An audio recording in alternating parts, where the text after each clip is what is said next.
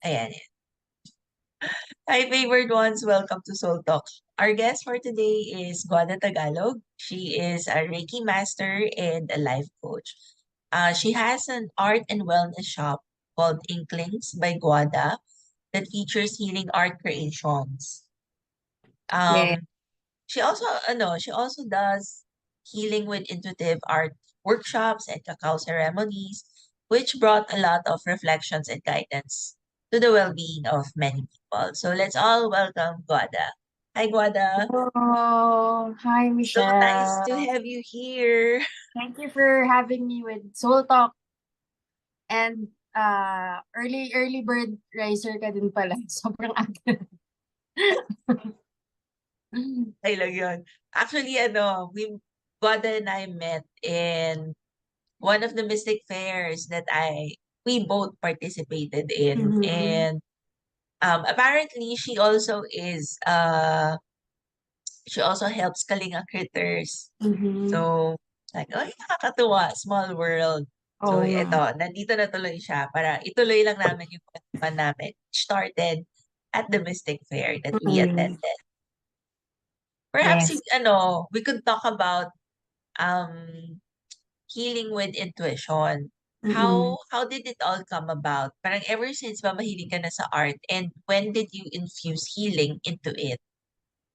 Actually, ever since nung kid ako, mahilig na talaga ako mag-art, mag-doodle-doodle, drawing-drawing, mga Sailor Moon, wedding page, mga 3D na bahay yun, mahilig ako mag-drawing noon. But I was never really encouraged to make it a career. Kasi alam mo naman, 5 lang yung options natin nung lumalaki tayo, either maging doctor, lawyer, engineer, architect, or businessman, 'di ba? Parang gano'n.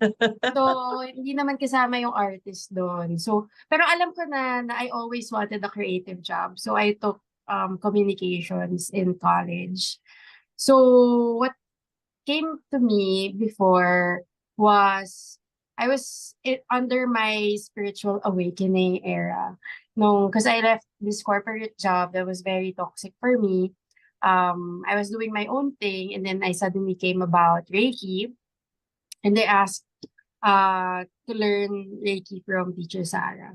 So Teacher Sarah said, na, hey, you can also learn Reiki aside from getting like my own treatments because I was also healing a lot that time.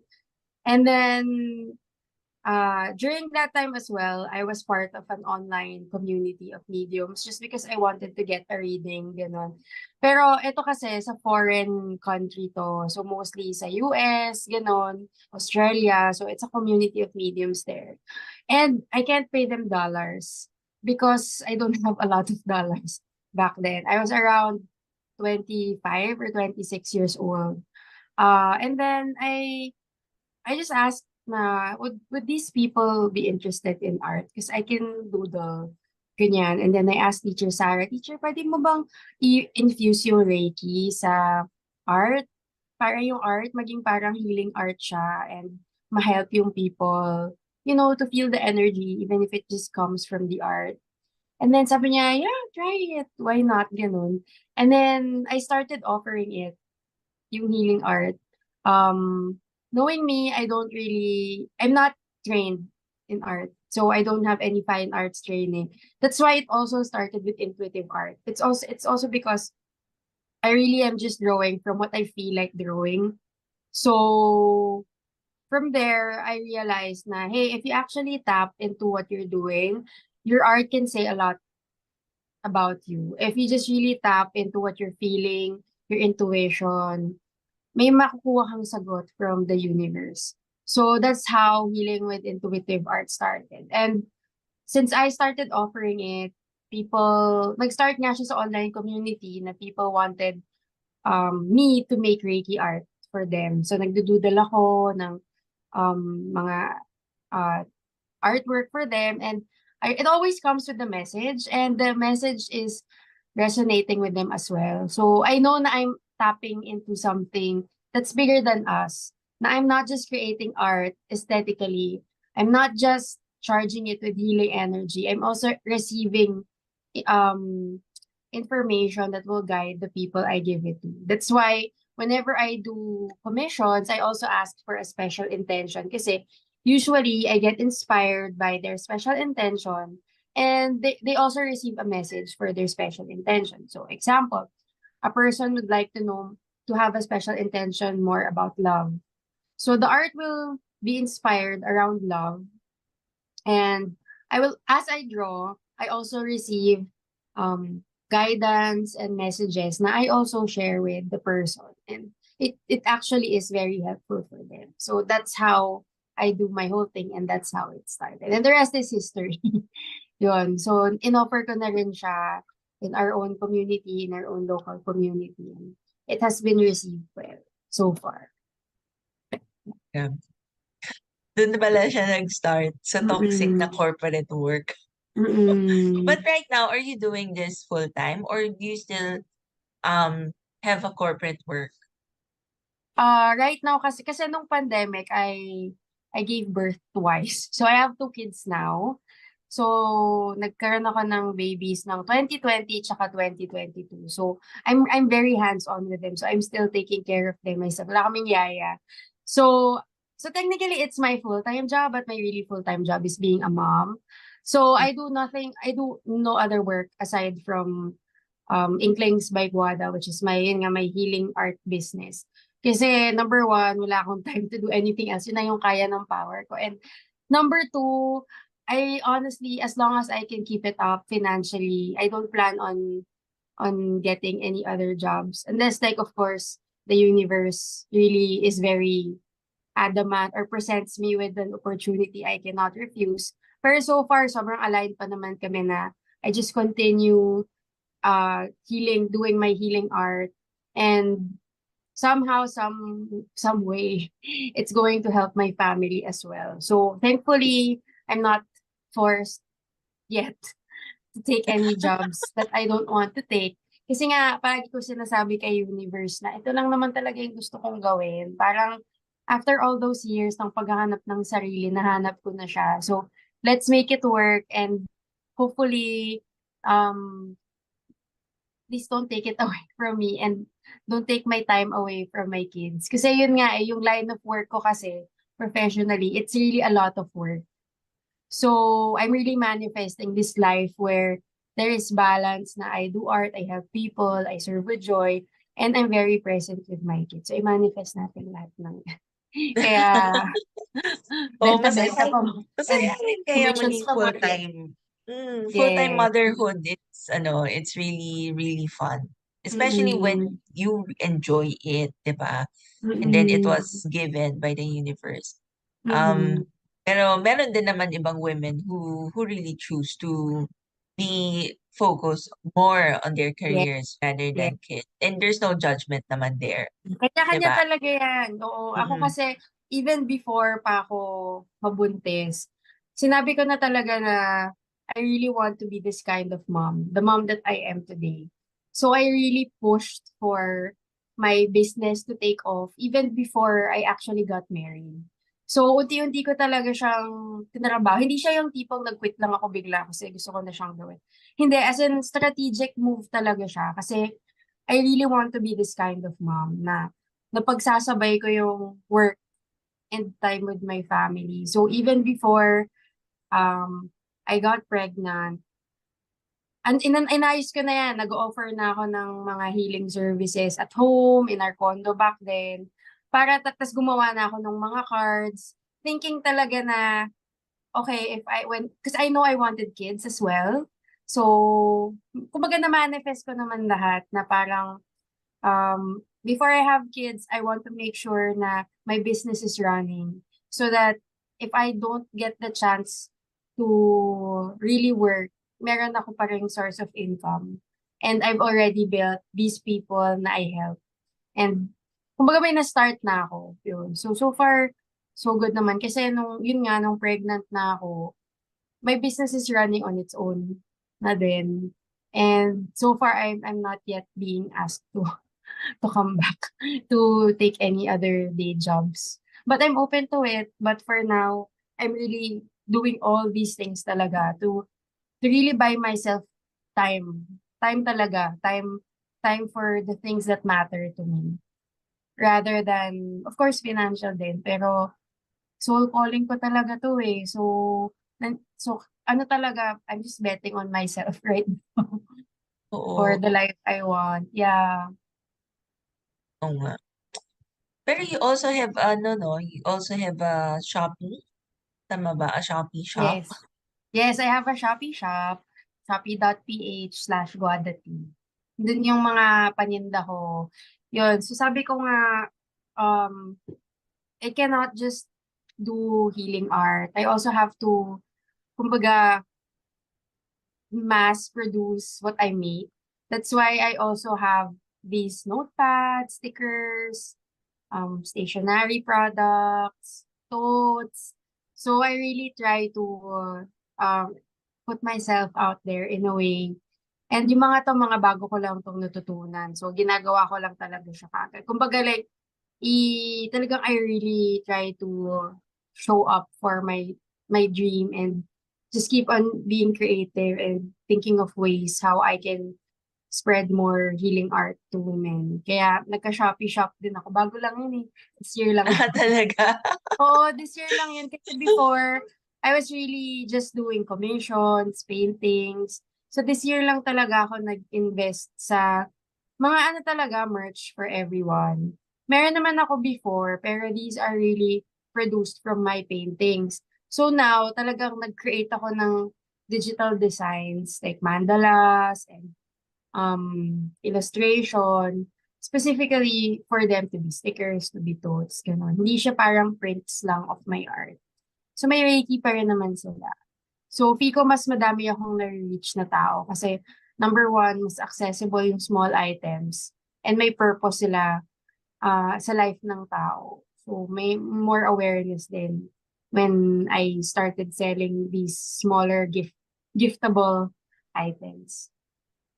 Yeah, actually I bought one of your notepads, yung sa writing yung mga manifestations Yes, for the mm. universe. Those Mm. are really cute. Actually, gusto ko pa nga yung mga keychains. Sana may dog Hmm, rin. yeah. Yun Pero mga ano, naiisip ko lang din talaga siya kung ano yung puwede kong i-sell na makaka-help sa people. Kasi totoo naman, eh, if you put Reiki sa objects, talagang mafi-feel mo yung good energy when you receive them, pati sa designs. So, yung intention mo talagang it crosses space and time. Though mm, it doesn't exist, but like, you get what I mean? yes, It oo. nare-receive mo siya if yun yung intention ng gumawa. Pero ano, how did ano, I suppose it all started with Reiki, ano? Mhm, And it evolved in a certain way, in a unique way for you because you're also an artist. mhm. How has it benefited you and your loved ones? Number one, it gave me more time. It made me a happier mom. Because, postpartum is real. So, I was actually feeling very lost myself every time I give birth. Kasi I'm not able to do the things that I like to do. Kasi I have to take care of my kids. But then, when they grow up a little bit, yung tipong yun na sila as alagain, I I I always make it a priority to start creating again and go back. And it always makes me happier as a person. Kasi alam ko naman na hindi lang ako pinanganak para maging mom. I'm also here to create and share what I do to others. So kumbaga nako-complete niya yung sarili ko na somehow I'm able to balance it. I don't know how also sometimes. But but I guess like nahe-help talaga ako ng mga angels ko to power up and still do all these things even though I could just, take care of my kids and all that. Pero for me, I really just try to make it work and balance it. It's not easy, but at least I'm doing what I like together with taking care of my kids. So, in a way, then nakaka-contribute din ako at home financially. Because, I was raised na both my parents are working. So, it's unnatural for me. Of course, iba-iba tayo ng family, iba-iba tayo ng dreams. Iba-iba yung, iba-iba yung perspectives natin in life. And there's no judgment. That's your human experience. In fact, Yes. you don't really need to work if you're a mom. Kasi, mahirap talaga siya. As in, like, hindi ko din alam kung paano ko siya ginagawa. Pero, parang yung upbringing ko kasi is two people in the family, both parents in the family are working. And I Mm. don't have a problem with that. Pero ako, syempre, I want to work, but I want to also be with my kids. So, for me, I cannot not work. But I have to work only the things that I wanna work for. So, hindi mo ako mapapagawa ng mga bagay na hindi ko siya gusto talagang itrabaho. So, hahanapan ko na lang ng paraan kumita dun sa mga gusto ko talagang gawin. Kahit kahit paano, bahala na. Pero, yun nga, so far, blessings are coming. I'm very, very grateful that even though art is not exactly uh, the usual, kumbaga, source of income for many, it's true. It's true. There are good days financially. There are learning days. I don't want to call it bad days, but uh, I'm really doing my best to make it work so I could not just buy more stuff or finance more things or contribute more things for my family, but more importantly, so that I could have a lot of time with them and with myself. Yun. So, Actually, ano talaga, yung art you're, talaga, time talaga. mm. Mm. As you are sharing, parang naisip ko nga nag-a-align nga talaga yung universe sa gusto niya. And Mm. this is the life that you really want to manifest, and it has manifested. Mhm. So Yeah. there's a lot of happiness rin and contentment when you speak, despite the learning days that you also Yes. experience. Ang dami ko na kasi ding parang plot twists in life na ang pattern lang naman talagang niyang lahat is may tinuturo lang siyang something new for you. So, I don't really call them as failures or bad days or challenges talaga. Para it really is like learning experiences talaga siya. And challenges are part of human life. So that's what we signed up for. That's why we're here. So I'm just learning my lessons and I'm just grateful that the lessons are being delivered in a manner that I actually asked for.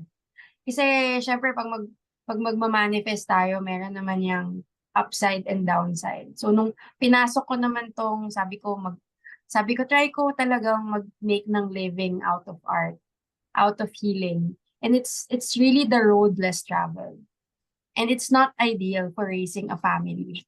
It really is not. So I'm really grateful na my husband is there. We help each other out. And he totally supports me in my dream. Na my husband kasi works corporate naman.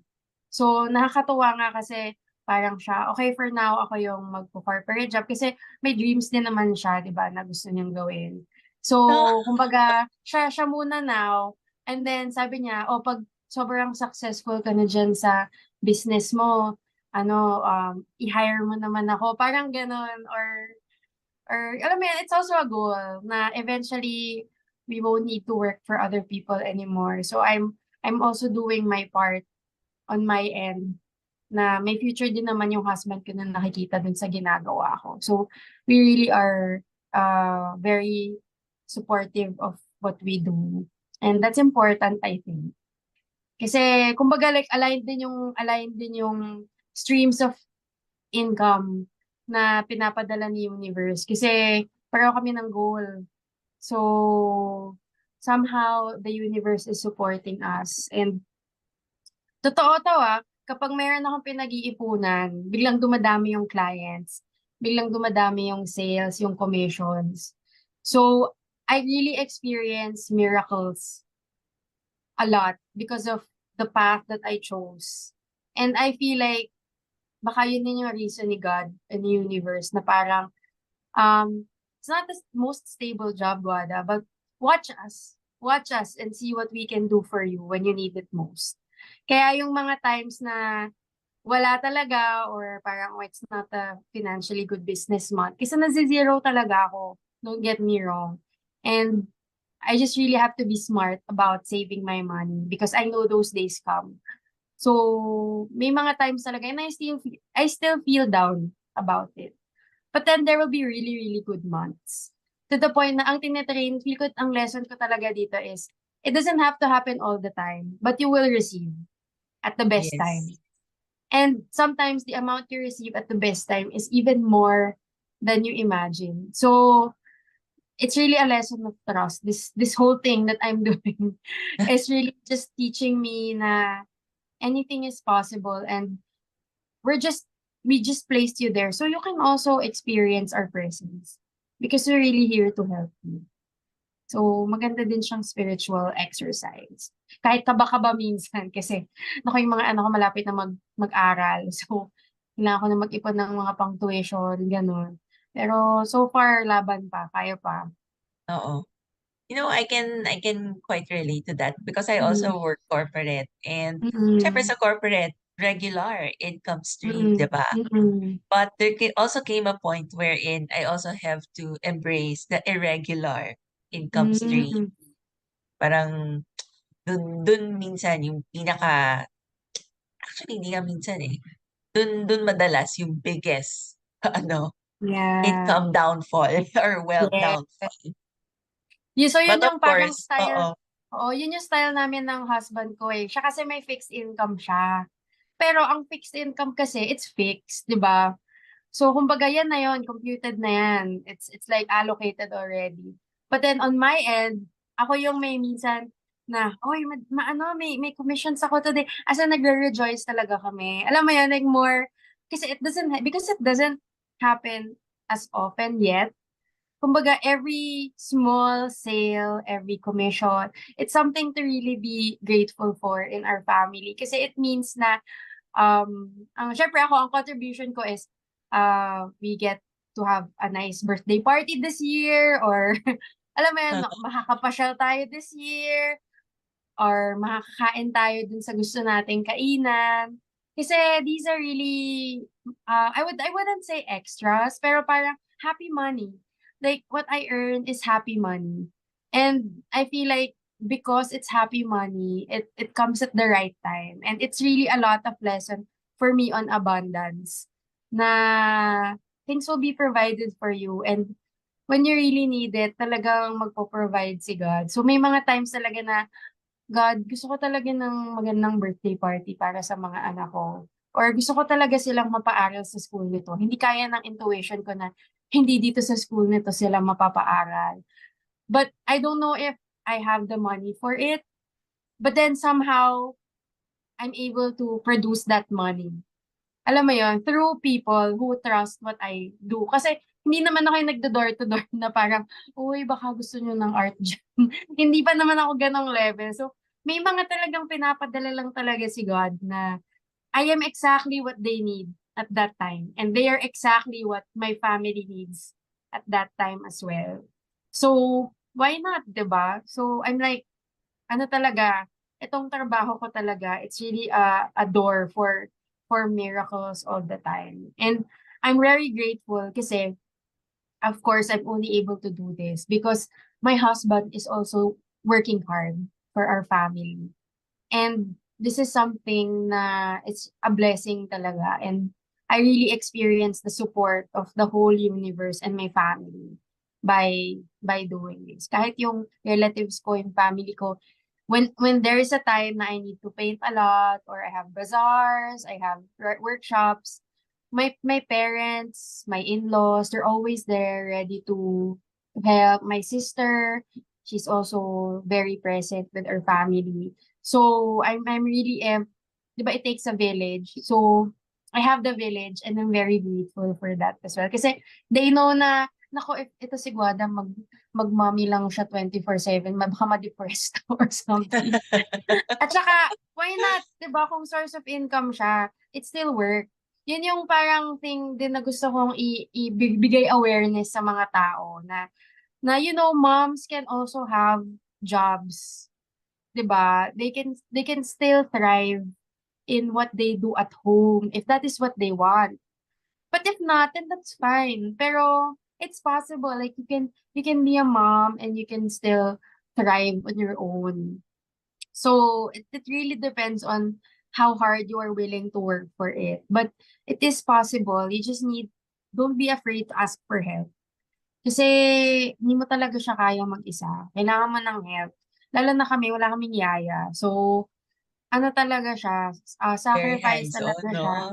Hands-on Oo, talaga. sacrifice talaga siya. So, kailangan mo lang panindigan yung gusto mo sa life. And then, just feel na you are somehow finding a way to make it happen. Yun talaga siya. Mm. So, despite having two really young kids, kasi 2020, saka 2022, They're 1 and parang 3. So, dalawang toddlers. Oh my God, dalawang toddlers.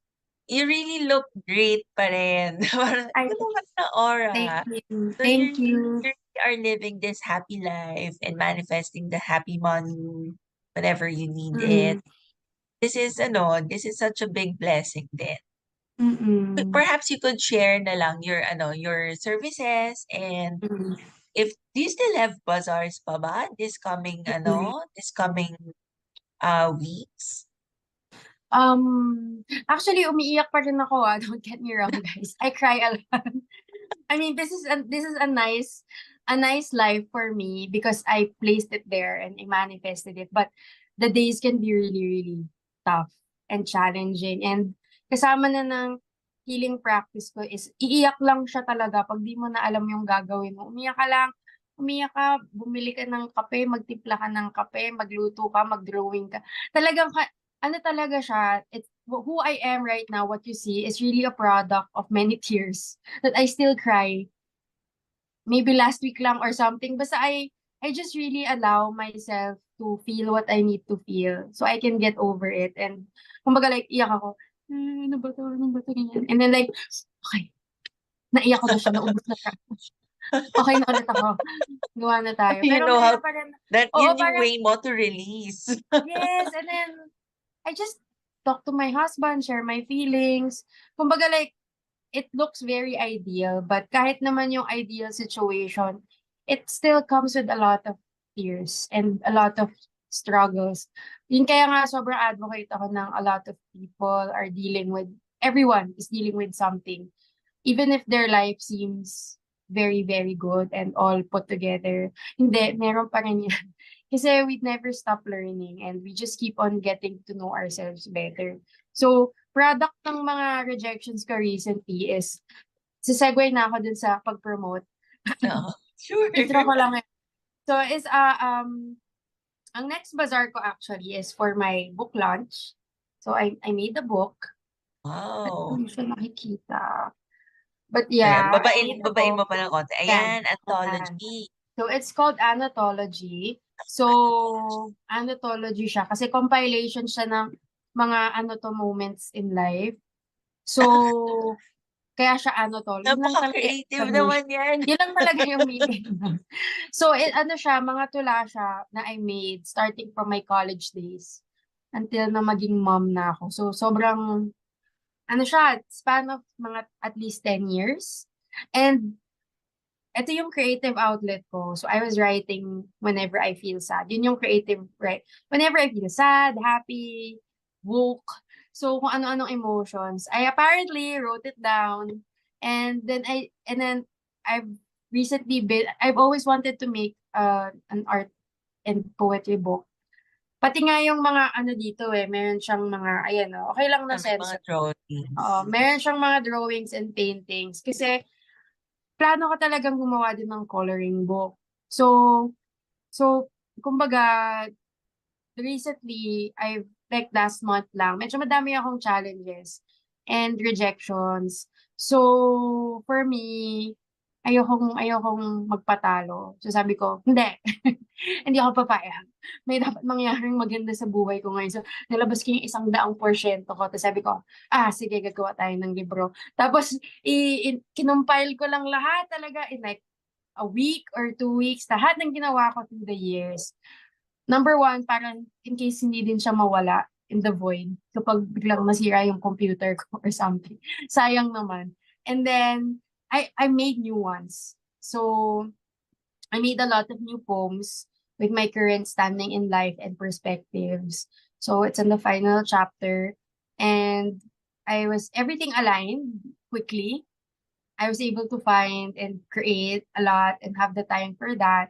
So I am releasing it on January 14, but the pre-order is already available for everyone because since I'm publishing it independently.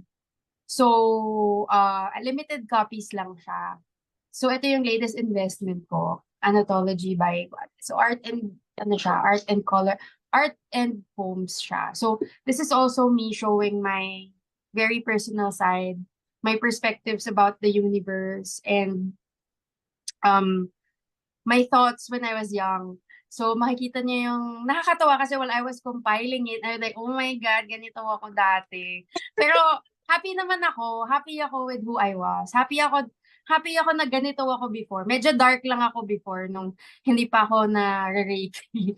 Pag makikita niyo yan so first chapter, mga dark fantasy yung sinusulat ko. And then it moves to another chapter, another chapter, another chapter. So makikita niya talaga yung journey ng isang tao, paano siya nagbago through the years, through this book. So if you're interested on what I do, on who I am, who's the person behind all these artworks, all these healing, step inside my world and my brain on how I was able to be who I am through my poems. Kaya siya anthology. Kasi ang dami ko talaga na-experience na ano to? Ano nangyayari sa life ko? Ano to? As in, like, na-cover talaga siya dito. Pati yung, like, Dark Night of the Soul ko. Apparently, nagsusulat ako ng tula. So, sobrang nostalgic lang ako nung kinukumpile ko siya na parang, alam mo, girl, kung alam mo lang yung mangyayari sa'yo after mo pagdaanan yan, sobrang matutuwa ka. So, I'm also energetically sending good energy and healing energy to this person. To the Oo. person who wrote this poem who's I know experiencing so many hardships and who's trying to discover her own light. So as I was reading it also, I'm alam mo yung practice na you're sending her healing energy Yes. because you know what Oo. she's going through. And I feel like because I made this, she received it and I am me now. So sobrang therapeutic niya for me and yun nga, I recommend this to people who are trying to look for a creative outlet in their life, someone who's dealing with transformation, who is a mother, kasi meron akong chapter dito for mothers, who's undergoing their own spiritual awakening, yung mga madaming questions about life, may poems ako for that. Secrets of the Universe, if you wanna know Secrets of the Universe, I have, like, tinry ko siyang i-compile sa isang poem. It's my last poem.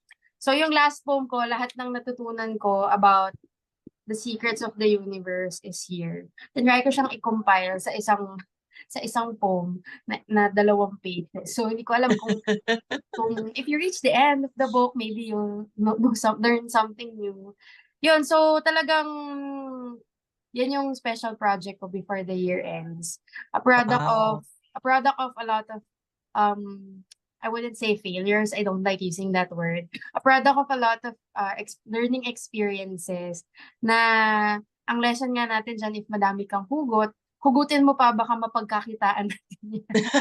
Or Ay, baka meron gusto ko yung tayong, pagka-ground mo. oo, oo naman, oh my God, yung mga pinagdaanan ko sa life, I cannot be not grounded anymore. So yun, so if this is, sabi ko nga 'di ba, I wanna really make this my own thing and I really wanna make it sustainable for my family. So I'm totally not ashamed to say na I love selling my work because it really, really makes me happy and my family happy. And I don't know who my kids will be if they have their mom always with them. So alam mo yun, this is beyond me as well. I'm also shaping the lives of future people. So I'm really just answering the call. And I hope that the people who really read this will also find their own hope and inspiration na you can create something out of your troubles and your reflections. Be creative and just really decide. If may gusto kang gawin, just decide. Just decide to do it and s- just allow the universe to help you. And somehow they do, but I cannot promise na happy ka all the time. Don't make Yeah. parang don't make that mistake kasi sometimes happiness real happiness and gratitude comes after a lot of tears and a lot of lessons and experiences. Ma-observe mo na lang na through the years, you get better at coaching yourself. You get better at dealing with things yourself. So, share ko lang din na before ko ma-create tong book na to, matapos ko yung book na to, sobrang dami kong mga healing sessions na pinagdaanan talaga because it works for me. Na tipong, I also get healing from other healers. I get Reiki from them, sound healing, Akashic readings, and other kung ano yung tingin kong lalapit ako dun sa reader na kumukha sa akin. Anong kailangan ko? Ibigay mo siya sa akin. So, may kailangan akong clear, ganito, ganyan. And you just listen to your intuition kasi it really, really helps. So for me, isa siyang proof na, okay, if mag-invest din talaga ako sa healing ko, holistic healing and medical healing kasi I also have a medical condition. So pag pinag-partner mo siya, maganda talaga siyang combination. And for me, isang proof dyan talaga is nakaka-create ako ng libro after a series of healing sessions with people and my own physical medical journey as well. So please, I hope you can support and see if you're curious, ano to? Anthology. Anthology. Kala Yeah, so anthology, anthology pala. yeah. So I would like, this is personal to me and I would like to share my experience and myself with everyone, hoping that they learn. And please, you can check out the link sa page ko. It's on FB, it's Inklings by Guada T. On Instagram is at Guada Tagalog. So I have a pre-order link there. I suggest you pre-order if you want the book because I only printed a limited number. And then if you want to meet me and greet me, there is a book launch on January 14 at our Art Caravan BGC. So it's near the Maybank Theater, yung building doon, yung may McDonald's sa taas. So yung malapit yung sa amphitheater. So pwede kayo mag-park sa 4th Street, tapos maglakad na lang kayo doon. So I hope to see you there, and if not, you can still get this online. Yeah. So I'll January share 4th. the link. I'll share the link Thank on you. the book. And thank you so much for sharing your joy and your happiness. And even Yeah. some mga learning experiences na nangyari. I really appreciate this one. Actually, when when I met you, I just knew, okay, she's really one of the guests for Soul Talk. Pero I also didn't know how the conversation will go because I'm not really an artist. But Mm-mm. somehow, it's like, okay, sige, go lang. Let's see what we could learn from Guada and her work then. So I'm really happy that I really followed that intuition, that Thank you. guidance. Thank you And so here much. you are, sharing your joy. Diba? Parang despite the learning experiences, sige, smile pa rin, tawa pa rin. Tapos, wala lang. Oo. Lahat basta guys, 'pag may pinagdadaanan kayo right now, hindi yan ang katapusan. May maganda din siyang madudulot sa'yo along the road.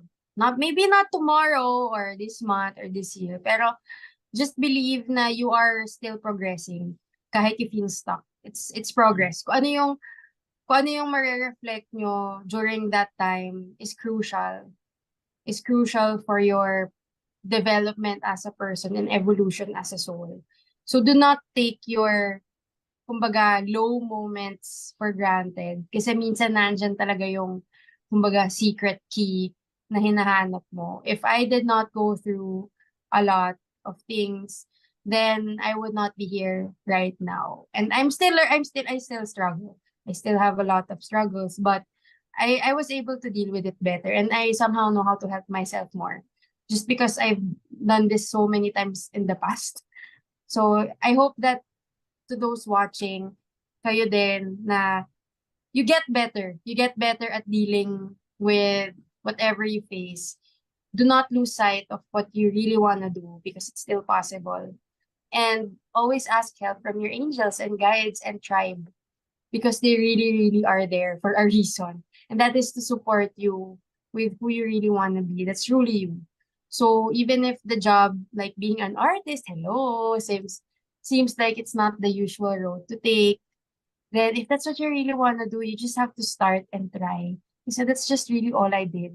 I just started and tried and gave myself permission to do art. Kasi hindi naman talaga din ako nag-art before. Actually, writer nga ako. Yung trabaho ko is a writer. So, I'm already surrounded by very, very amazing artists at work. And yet, kinapalan ko lang talaga yung mukha ko na, mag-art din ako. Kasi feel ko may calling ako sa art. So don't just honor what your calling is. Doesn't matter what other people think. Because at the end, this is your life and you have to be best friends with your life because you're gonna live in your body until you die. So you have to try to be happy and at least try. Know na you tried. Yun talaga, I always say, know na you tried. Whatever happens, at least you know in your heart na you tried. Whatever the outcome. So yun pa lang, you're already honoring your existence. Yeah. Wow, thank you so much. I love those Thank you. parting words. So for the favorite ones, whether you're watching live or on the replay, I hope that you have gained so much insight from our conversation today with Guada. And of course, I will be sharing her Facebook page, her Instagram, so that at least you would also know how to get in touch with her. And of course, the pre-selling link of Yeah. her anatology. Anthology, yes. Yes. So thank you again, Guada. And of course, sa favored ones, remember that you're highly favored and truly blessed. Let's all live our purpose, just like what Guada did. Um, Nothing is impossible. Nothing is impossible. So God bless everyone and wish you all the best. Thank you.